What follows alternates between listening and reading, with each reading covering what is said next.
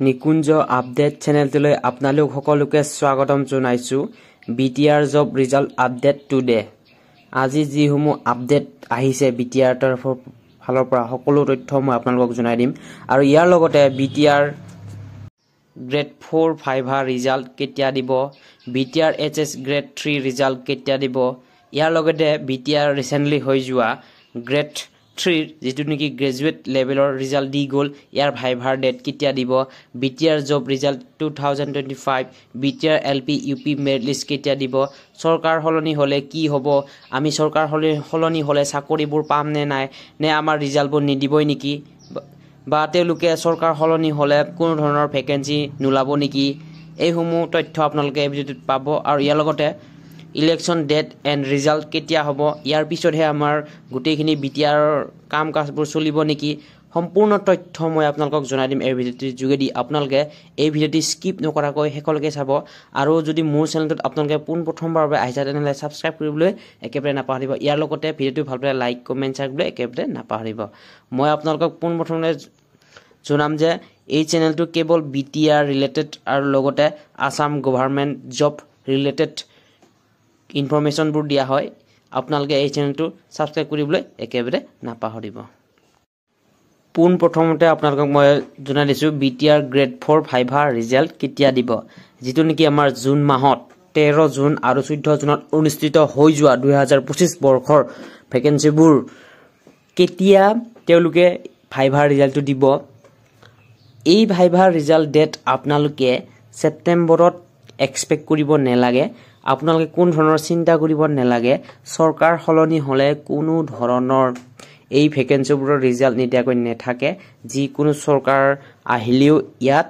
এই ৰিজাল্টসমূহ দিব আৰু ইয়াৰ লগতে আপোনালোকে এপইন্টমেন্টবোৰো পাব ঠিক আছে এইটো আপোনালোকে সেপ্টেম্বৰত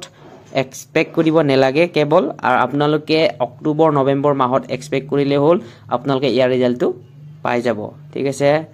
নেক্সট হৈছে আপোনালোকৰ বিটিআৰ গ্ৰেড 3 ফাইভাৰ ডেট ফিক্স হয়নে নহয় আপোনালোকে এটো সম্পূৰ্ণকৈ যদি কিছুমান নিউজ পেপাৰ পাইছে তেনেহলে মোক জনাই দিব এতিয়া কোনো ধৰণৰ বিটিআৰ গ্ৰেড 3 ফাইভাৰ ডেট ফিক্স হোৱা নাই মই জনাত আৰু এইটো এটা ফেক নিউজ এটা চলি আছে বিভিন্ন ধৰণৰ মাধ্যমত এটো মই আপোনালোকক জনাই দিছো কোন ধৰণৰ বিটিআৰ গ্ৰেড 3 ফাইভাৰ ডেট ফিক্স হোৱা নাই যেতিয়ালৈ ইলেকশন কমপ্লিট নহয় তেতিয়ালৈ কোন ধৰণৰ বিটিআৰ তৰফৰ ফালৰ পৰা বা সিএসবি কোন ধৰণৰ এনেকুৱা বা ডিসিশনবোৰ নলয় ঠিক আছে বা ডেটবোৰ নিদিয়ে আপোনালোকে এইটো নৱেম্বৰ অক্টোবৰ মাহত এক্সপেক্ট কৰিব পাৰা ঠিক আছে বিটিআৰ গ্ৰেড 3 যেটো নেকি ফাইভাৰ ডেট হল পাইটো পাব আৰু বিটিআৰ যেটো গ্ৰেড 3 ইয়াত মই মেনশন কৰা নাই বাৰু বিটিআৰ গ্ৰেড 3 যেটো নেকি এইচএছ লেভেলৰ ইয়াৰ ৰিজাল্ট কেতিয়া দিব আপোনালোকে অতি সোনকালে পাব ইয়াৰ ৰিজাল্ট সমূহ আৰু আপোনালোকে কোনো ধৰণৰ চিন্তা কৰিব নালাগে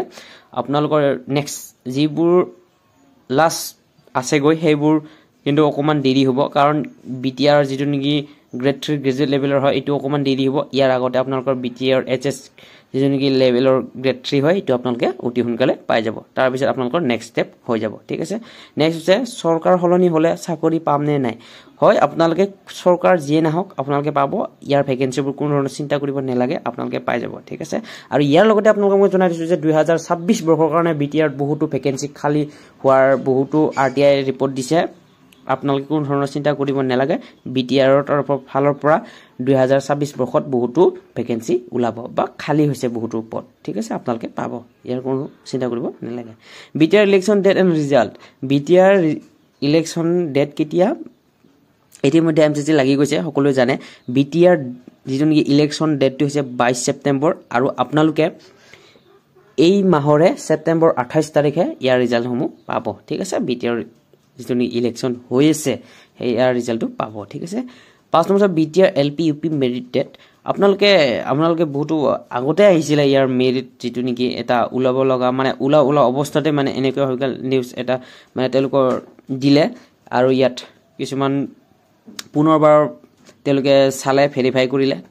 ইয়াৰ পিছত এই মাহতে উলাব লগা আছিল কিন্তু এমসিসি লগাৰ ফলত আৰু ইলেকশনৰ আপোনালোকে জানি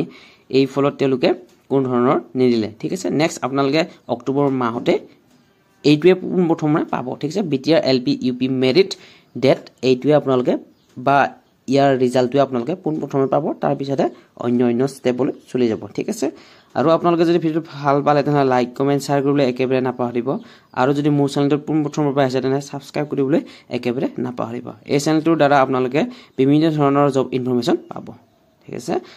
আপোনালোকৰ কিবা সুধিব থাকিলে কমেন্ট সেকশনত জনাই দিব